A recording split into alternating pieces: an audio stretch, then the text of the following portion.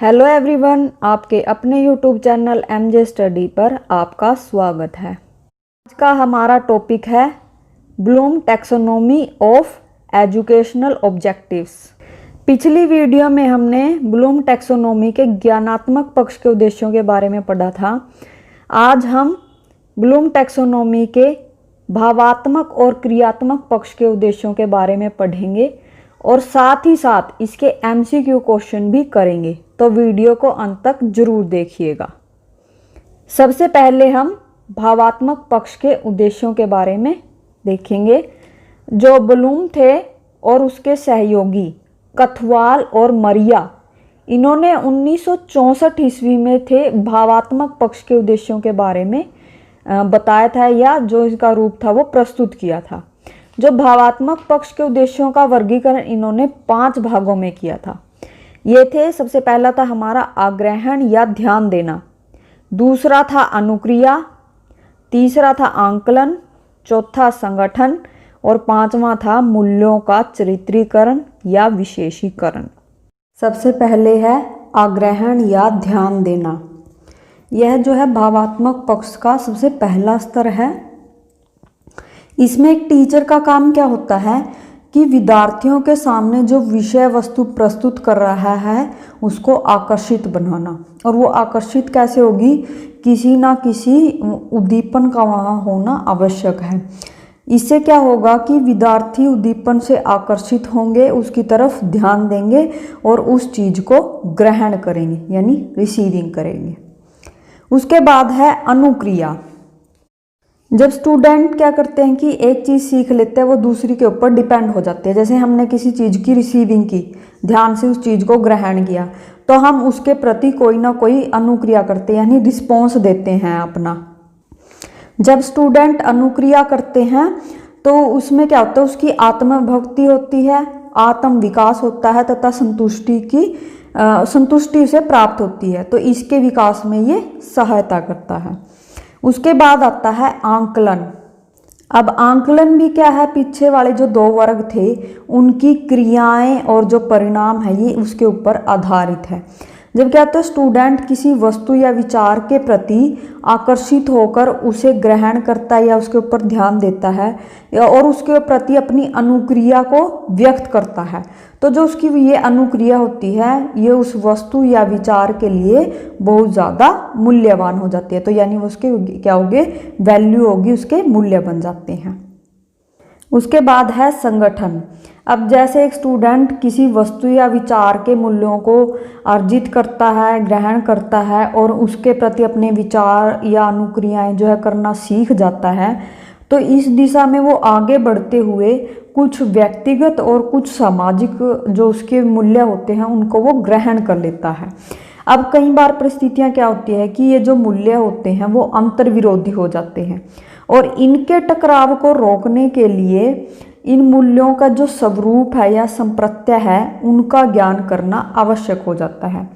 अब जब इनका ज्ञान होगा उसके बाद ही वो इनका संगठन कर सकता है। तो ये क्या हो गया, ऑर्गेनाइजेशन। उसके बाद है मूल्यों का चरित्रीकरण या विशेषीकरण। इस स्टेप तक पहुंचने के लिए क्या है, पहले 4 वर्ग के जो उद्देश्य हैं उनकी प्राप्ति आवश्यक है। क्योंकि जैसे बच्चे में क्या है, व्यक्तिगत और सामाजिक मूल्यों का समन्वय हो जाएगा तो वो क्या उसका चरित्र के अंदर ढल जाते हैं। जो ये मूल्य होते हैं ये एक व्यक्ति के अंदर अपना स्थायी रूप ले लेते हैं और इनके आधार पर ही व्यक्ति की क्या होती है, व्यक्तित्व की पहचान होती है, यानी उसकी पर्सनैलिटी कैसी है, इसी के आधार पर हम उसका आंकलन करते हैं। ये तो थे हमारे भावात्मक पक्ष के उद्देश्यों का वर्गीकरण। अब है हमारे क्रियात्मक पक्ष के शैक्षिक अनुदेशात्मक उद्देश्यों का वर्गीकरण। क्रियात्मक पक्ष के उद्देश्यों के वर्गीकरण में सबसे पहला प्रयत्न था जो वो सिम्पसन ने किया था 1966 में। उसके बाद हैरो ने 1972 में इसके अंदर कुछ विकास किया था, यानी सुधार किया था। अब जो ये क्रियात्मक पक्ष के उद्देश्य थे इसका जो वर्गीकरण है 6 पार्टों में किया गया था। सबसे पहला था हमारा सहज क्रियात्मक अंग संचालन, दूसरा आधारभूत अंग संचालन, तीसरा शारीरिक योग्यताएं, चौथा प्रत्यक्षीकरण योग्यताएं, पांचवा था कौशल युक्त अंग संचालन और छठा था सांकेतिक संप्रेषण। सबसे पहले हमारा सहज क्रियात्मक अंग संचालन। इसमें क्या होता है, ये सबसे जो निम्न स्तर का है वर्ग है। इसके अंदर क्या होता है, हम अपनी इच्छा के बिना ही जो क्रियाएं अपने आप होने लग जाती है उसको सहज क्रियात्मक अंग संचालन बोलते हैं। ये क्या होती है, हमारे मस्तिष्क या स्नायु तंत्र द्वारा ही नियंत्रित या स्वयं संचालित होती है। जैसे हमारी ये क्या हो गया, उदाहरण देती हूँ मैं इसका, हमारी पलकों का झपकना अपने आप झपकती है ना थोड़ी देर के बाद, या फिर हमारे हाथ पे कोई सी चींटी का बैठना और हम एकदम से उसको हाथ से झटकेंगे, तो ये क्या होती हैं, सहज क्रियाएं होती हैं। इसमें क्या होता है, विद्यार्थी की जो ये सहज क्रियाओं को हम और ज़्यादा सहज बनाने का प्रयास किया जाता है। उसके बाद है आधारभूत अंग संचालन। इस वर्ग की जो क्रियाएं होती हैं वो हमारी पहले वर्ग की क्रियाएं यानी सहज क्रियात्मक अंग संचालन के आधार पर ही बालक के अंदर क्या होती है, आधारभूत अंग संचालन जो क्रियाएं होती हैं वो विकसित होती हैं। यानी बच्चा किसी आदेश के मिलते ही अपने अंग संचालन करने लगता है, जैसे उछलना, कूदना, और ये क्रियाएं क्या होती हैं, बच्चे के अंग संचालन की जो क्षमता है उसको विकसित करने के लिए ये की जाती हैं। उसके बाद है शारीरिक योग्यताएं। अब शारीरिक अंगों का जब ऊंची संचालन होता है उसी से ही हमारी शारीरिक योग्यताएं जो होती हैं वो विकसित होती है, और शारीरिक योग्यताओं से ही अंग संचालन में हमें सहायता मिलती है। तो क्या होता है कि संचालन संबंधी क्रियाओं में और भी ज़्यादा परिपक्वता लाने के लिए बालक की शक्ति और सामर्थ्य को विकसित करने का जो प्रयास है वही इस वर्ग का उद्देश्य है। उसके बाद है प्रत्यक्षीकरण योग्यताएं। ये योग्यताओं को अर्जित करने के लिए हमें पेशीय क्रियाएं व शारीरिक योग्यताएं जो है आधार का काम यहाँ पर करती हैं।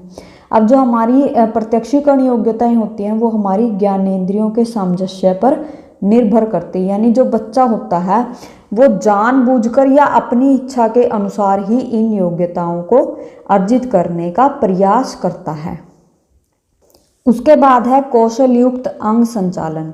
इसमें क्या होता है, जो पहले 4 वर्गों से अर्जित योग्यताएं हैं और क्रियाएं हैं उसके आधार पर ही हम कौशल युक्त अंग संचालन संबंधी क्रियाएं विकसित कर सकते हैं। कौशल होता है कोई भी स्किल को सीखना, यानी किसी स्किल को सीखने के लिए इसमें क्या होता है, परीक्षण लेना होता है।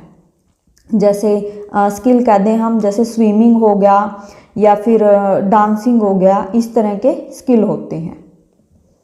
उसके बाद है सांकेतिक संप्रेषण। सांकेतिक संप्रेषण क्या होता है, वो व्यवहार है जिसके द्वारा विद्यार्थी जो है बिना कहे ही अपने भावों को पूर्ण कौशल के साथ अभिव्यक्त कर सके, यानी संकेतों के द्वारा अपनी बात को वो कह सके। ये थे हमारे क्रियात्मक पक्ष के उद्देश्य। अब हम इसके एमसीक्यूज क्वेश्चन करें। ये हमारे कुछ एमसीक्यूज क्वेश्चन हैं। सबसे पहले है हमारा, the first cognitive aspect was presented bye Bloom and his colleagues इन, यानी ब्लूम और उसके सहयोगियों द्वारा ज्ञानात्मक पक्ष के जो वर्गीकरण किया गया था वो कब प्रेजेंट किया गया था। तो इसका राइट आंसर हो जाएगा 1956 1956 में। सेकंड है हमारा, the classification of the second emotional aspect was presented bye Bloom and his colleagues इन, यानी जो दूसरा था भावात्मक पक्ष का जो वर्गीकरण किया गया था वो ब्लूम और उसके सहयोगियों द्वारा कब प्रस्तुत किया गया था, 1964 में। तो राइट आंसर हो जाएगा हमारा थर्ड 1964 ईस्वी में। उसके बाद है हमारा, who presented the second emotional side other than Bloom, यानी ब्लूम के अलावा जो हमारे भावात्मक पक्ष के उद्देश्य से वो किसने प्रस्तुत किए थे।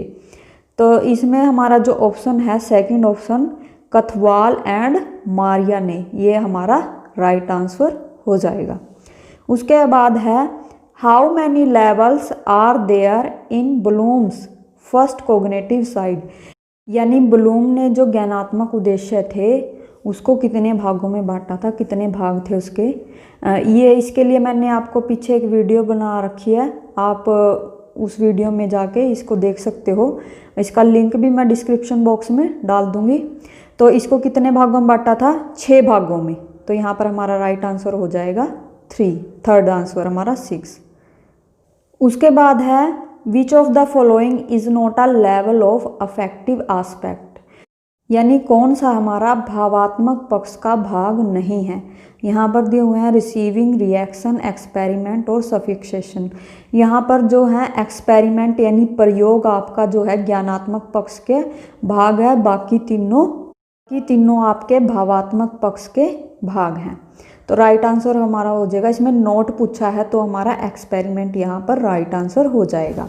उसके बाद है which of the following is the level of cognitive aspect, यानी हमारा क्रियात्मक पक्ष का भाग कौन सा है। यहाँ पर दिए हैं नॉलेज, इंटेलिजेंस, एनालाइज, एक्शन। यहाँ पर जो एक्शन है ये हमारा क्रियात्मक पक्ष का भाग है, और नॉलेज, इंटेलिजेंस और एनालाइज हैं जो वो हमारे ज्ञानात्मक पक्ष के भाग हैं। उसके बाद नेक्स्ट क्वेश्चन है हमारा the classification of the cognitive aspect was presented by Simpson in, जो क्रियात्मक पक्ष के वर्गीकरण किया था सिम्पसन ने, वो किस सन में किया था। ये हमारा हो जाएगा राइट आंसर सेकंड, 1966 यानी 1966 में। थैंक यू दोस्तों, आज के लिए इतना ही। आई होप ये वीडियो आपके लिए हेल्पफुल होगी। जो ब्लूम्स की टैक्सोनॉमी के क्वेश्चन बनेंगे एमसीक्यूज वो इसी तरह से बनेंगे, तो आप इसको अच्छे से रीड कर लेना। Thank you.